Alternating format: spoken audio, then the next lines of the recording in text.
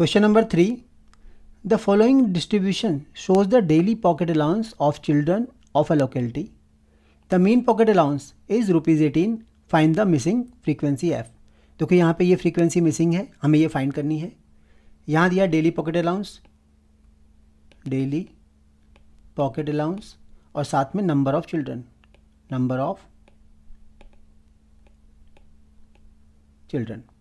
तो देखो daily pocket allowance दिया हमें 11 to 13 rupees and 13 to 15, 15 to 17, 17 to 19, 19 to 21, 21 to 23 and last 23 to 25.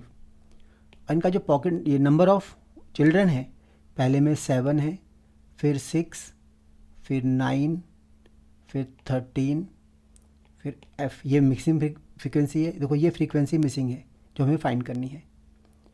उसके बाद है 5 और लास्ट में 4. तो देखो यहाँ भी हम स्टेप डेविएशन मेथड यूज़ करेंगे. उसका रीज़न ये है कि देखो डेटा हमारे पास थोड़ा बड़ा है. हम यहाँ क्लास मार्क निकालते हैं. Class mark means XI, class mark means XI find करेंगे और ये हमारे पास FI है फ्रीक्वेंसी. क्लास मार्क देखो 11 + 13 ये हो जाएगा 24, 24 का हाफ 12 आ जाएगा. ऐसे ही यहाँ पे 13 + 15 तो हो जाएगा 28, 28 का 14 आ जाएगा. देखो इन दोनों में 2 का डिफरेंस है तो नेक्स्ट भी 2 का होगा 16.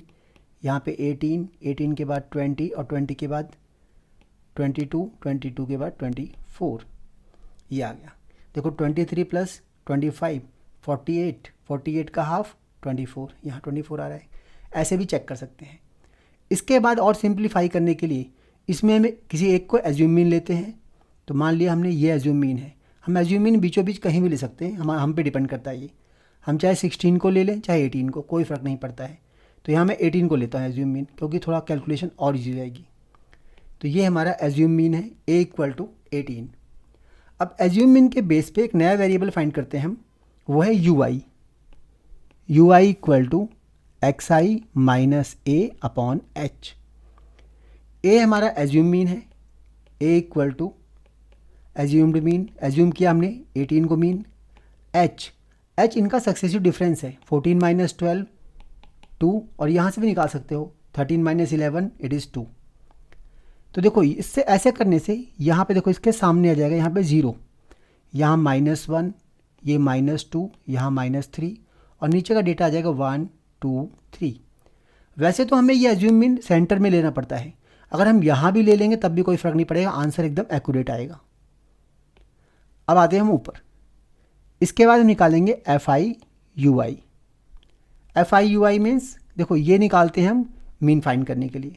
तो FI UI निकालेंगे, फ्रीक्वेंसी को इससे मल्टीप्लाई करेंगे. 7 3 या 21 -21 आ गया. 6 2 या 12 -12, 9 वजन 9, ये 0 आ जाएगा.